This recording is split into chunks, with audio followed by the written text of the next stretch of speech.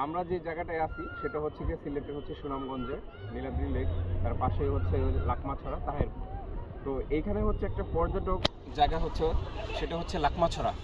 লাকমাছড়া আজ থেকে যখন আমি হচ্ছে আরও 2-3 বছর আগে আসছি, তখন দেখছি এখানে প্রচুর পাথর, সুন্দর একটা পরিবেশ। তো এই যে দেখেন এদিকে, মানে এখন পুরো খালি হয়ে গেছে, মানে কিচ্ছু নাই। একসময় এখানে পাথর ছিল, বসার জায়গা ছিল, মানুষজন এইসব বসতো। তারপর হচ্ছে এখানে মজা করতো, ছবি তুলতো, পাথরের মধ্যে খেলা করতো।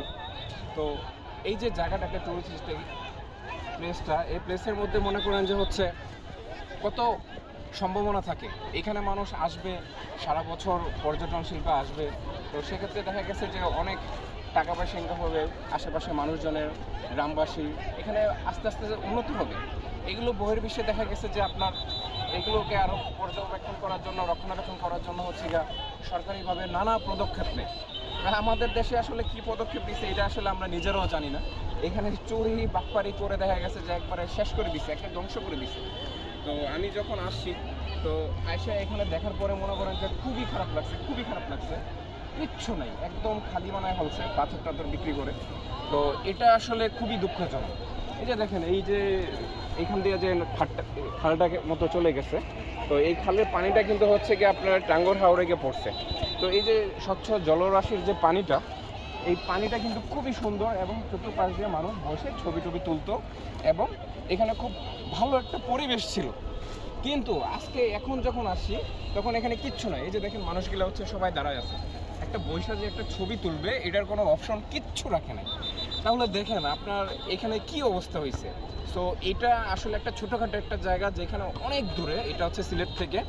আমরা শুনেছি যে সাদা পাথর হচ্ছে গিয়ে, সাদা পাথর যে নদীটা আছে বা ওই খালটা আছে, ওই দিক থেকে হচ্ছে সবাই পাথর টাথর চুরি করা বা বিক্রি করে ফেলছে। বাট এরকম একটা জায়গা, এটা আসলে এখানে কেউ নজরে পড়ারও কথা ছিল না। অথচ এখানে দেখেন মানে কি করছে, একদম মিশায় ফেলছে সব কিছু। তো এইভাবে যদি মনে করেন যে এই যে আসছে, তো সবাই দেখা গেছে যে কথা বলতেছে যে এখানে হচ্ছে গিয়ে মানুষ আর আসবে না, আর ভালো লাগতেছে না, সেই পরিবেশ নাই। এই যে দেখেন, এই যে হাজার হাজার মানুষ এখানে যে আসছে, এই মানুষগুলো কিন্তু বাইক দিয়ে আসছে, 50 টাকা 100 টাকা হচ্ছে গিয়ে পার পার্সন ভাড়া দিয়ে। কিন্তু এই মানুষগুলো কিন্তু সেকেন্ড টাইম এই পরিবেশে কি আর আসবে কখনো? আমি আসছি দ্বিতীয়বার এখানে, বাট নেক্সট টাইম মনে হয় না আর আমার এখানে আসা হবে।